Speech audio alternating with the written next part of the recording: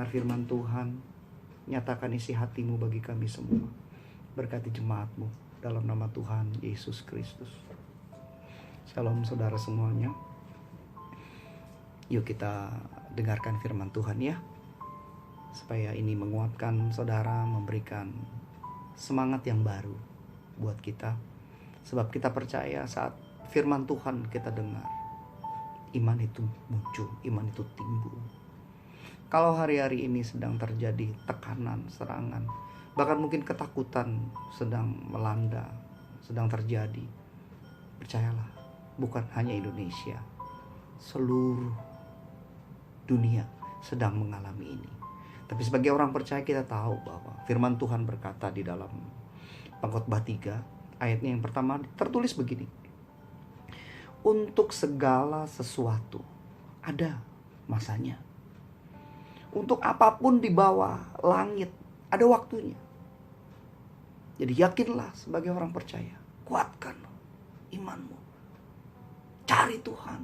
Semangat terus. Firman Tuhan berkata, semua ini akan berakhir. Akan ada waktunya. Perubahan bisa terjadi. Momentum-momentum yang baik akan ada di depan. Saudara dikasih Tuhan. Di dalam setiap musim ada tujuan Tuhan. Ketika musim berganti, kita ingat bahwa kita sedang masuk dalam satu musim yang kita sebut dimensi yang baru, new dimension. Kita nggak tahu sebetulnya apa itu new dimension. Tetapi dengan sepertinya dunia ini menjadi lumpuh, menjadi tidak berdaya. Karena ada serangan satu penyakit yang dunia beramai-ramai mencoba menanggulanginya.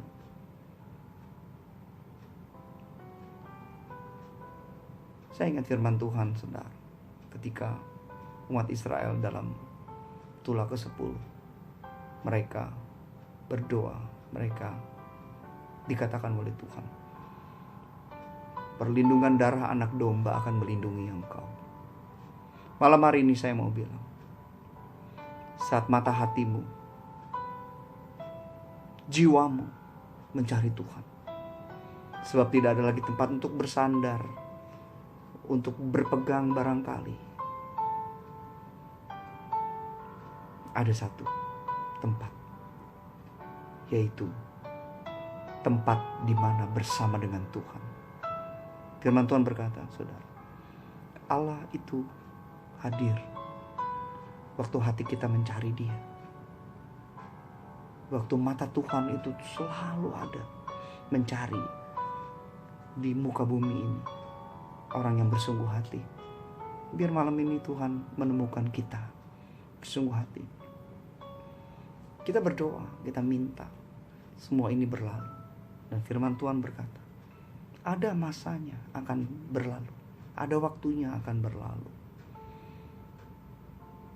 Di dalam setiap musim ada kesusahan, ada air mata, ada senang, ada kematian dan sebagainya.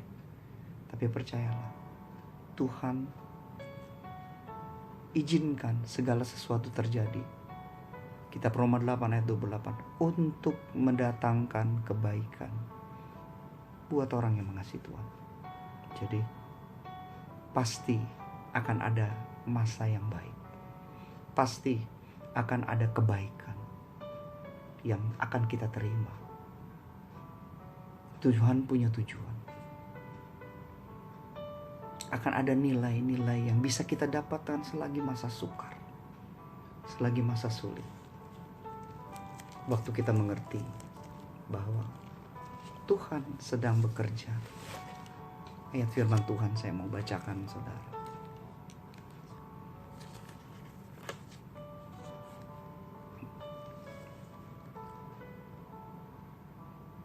Orang benar dalam kitab Roma 1 ayat 16-17 intinya, orang benar akan hidup oleh iman.